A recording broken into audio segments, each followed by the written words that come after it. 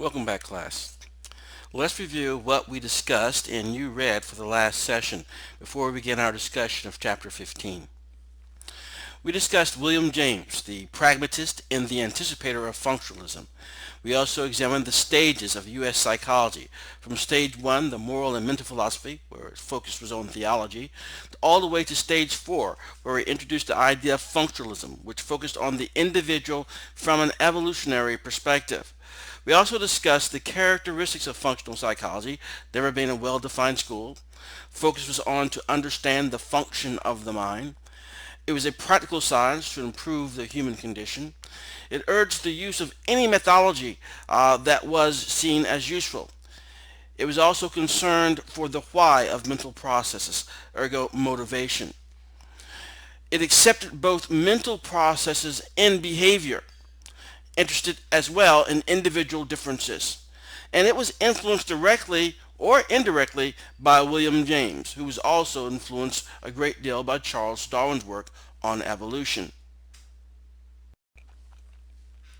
Now, looking at some of the concepts that we reviewed last session as well. Pragmatism. Ideas should be considered tools that allow us to cope with the environment, and that the worth of an idea lies in the extent to which it enables us to do this. We also revisited the idea of cash value. The cash value of our ideas is to be found in the use to which they can be put, that it has some value for us. It accomplishes a certain task. It moves us forward in some way. We also reviewed the ideas and notions of stream of consciousness. Consciousness, per James, was seen as the reason for our survival. Consciousness's purpose is to aid in our survival and our flourishing. He also discussed the idea of how consciousness works. It flows. A continuous flow of thoughts and feelings merging together, and substantive as well as transitive parts. A substantive part, parts of the stream of consciousness that are relatively stable and persistent over time.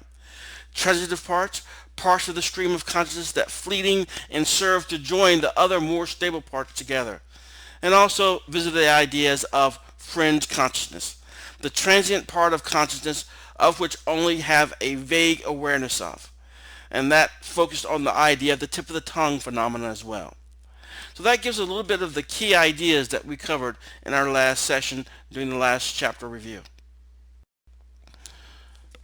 Now, let's look at John Dewey, the key figure of chapter 15. Like many individuals we have reviewed, they may offer ideas about such things as politics or how people should be governed. But in doing so, they reveal much about how they see certain aspects of human nature. Here, we'll see John Dewey's view of the importance of education.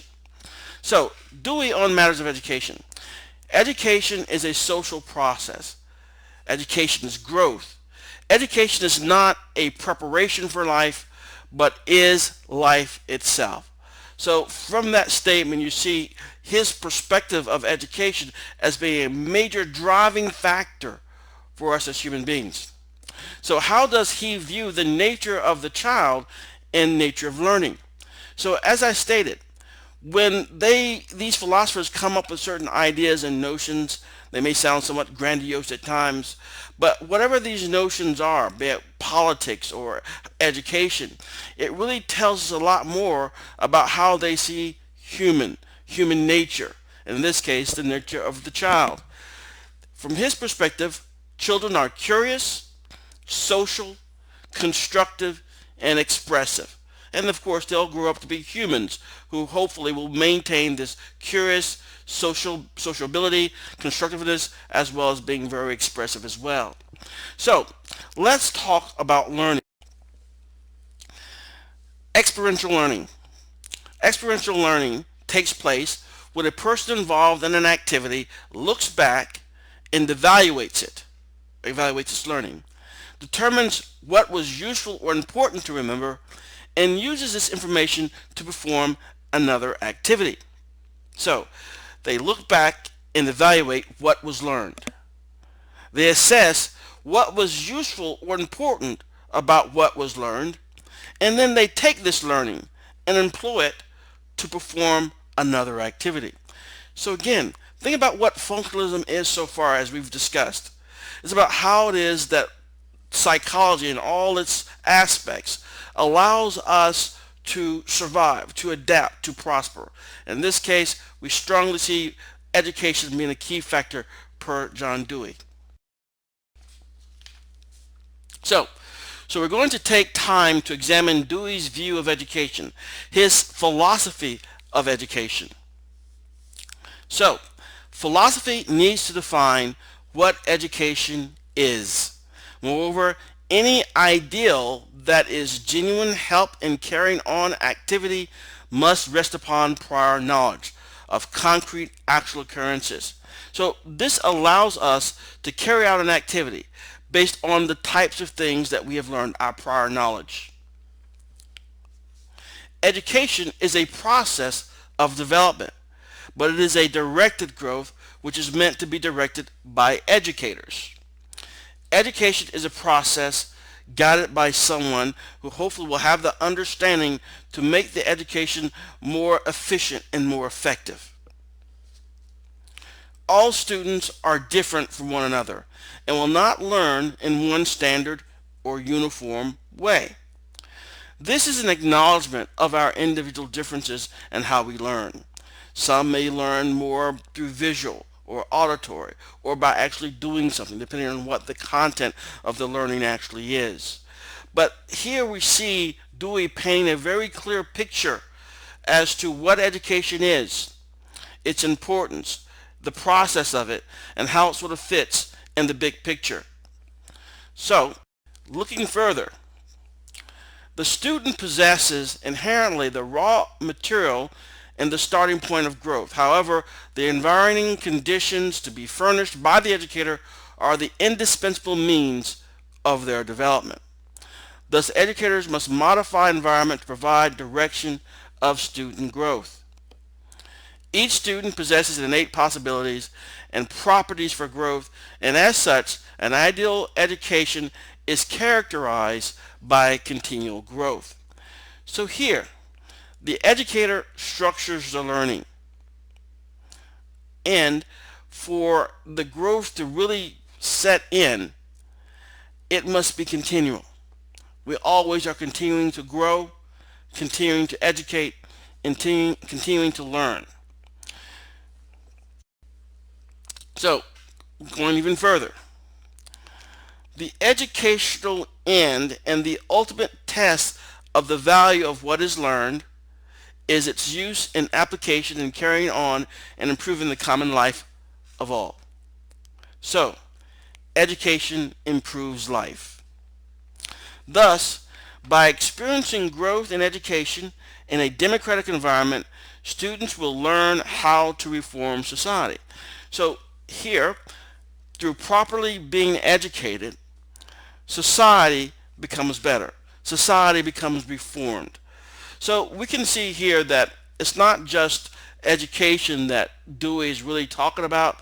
He's almost talking about a movement in a sense, a major movement of how it is that life can be improved through education.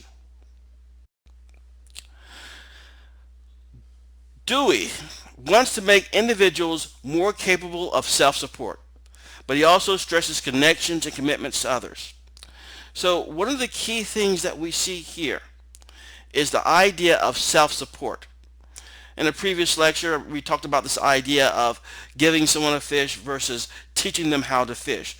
And so this would be akin to teaching them how to fish.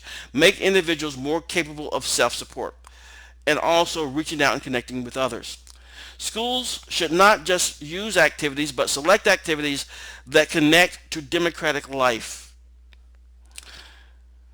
The classroom as a community. So education is a process of development. An educated person has the power to go on and get more education to grow. This idea again of continual growth. Humans have great potential to grow in many directions.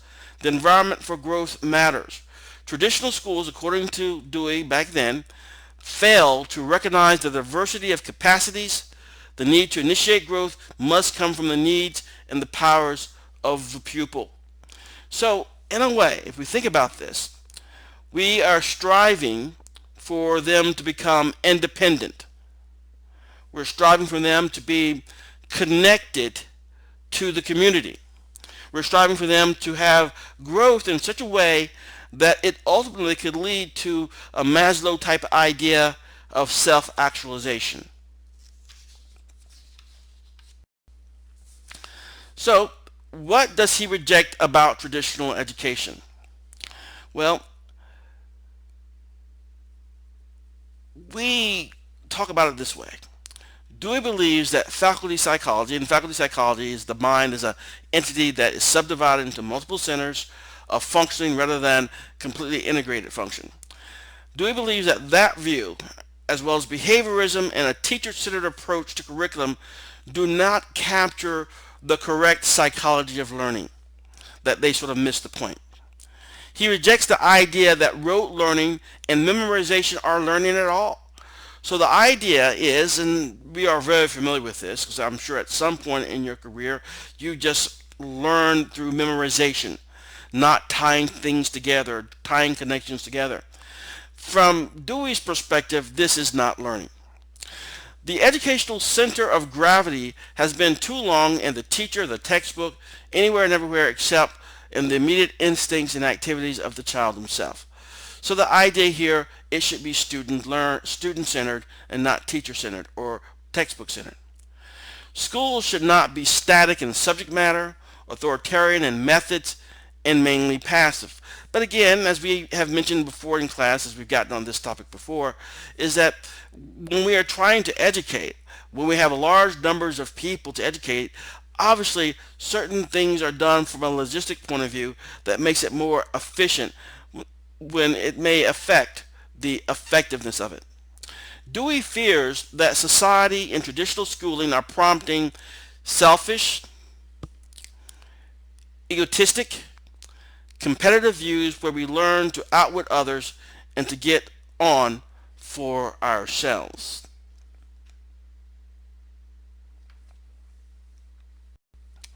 So Mr. Dewey believed that the core curriculum should encompass the student's interests. John Dewey approached education with a hands-on, cohesive philosophy rather than teaching isolated topics which prevented learners from grasping the whole of knowledge. So you would have your math class, you would have your home ec class, if you still had those types of things. You would have your English class, you would have your history class, and all these other types of classes too, but they're very segmented and segregated from each other, but do not give you the full, complete picture of whole knowledge. So let's revisit real quickly pragmatism. Pragmatism is the philosophy of considering practical consequences or real effects to be vital components of both meaning and truth. One important aspect is fallibilism. Fallibilism is the philosophical doctrine that all claims of knowledge could in principle be mistaken. Some fallibilists go further, arguing that absolute certainty about knowledge is impossible. Dewey accepted fallibilism that was characteristic of the school of pragmatism. The view that any proposition accepted as an item of knowledge has this status only provisionally, contingent upon its adequacy in providing coherent understanding of the world as the basis for human action.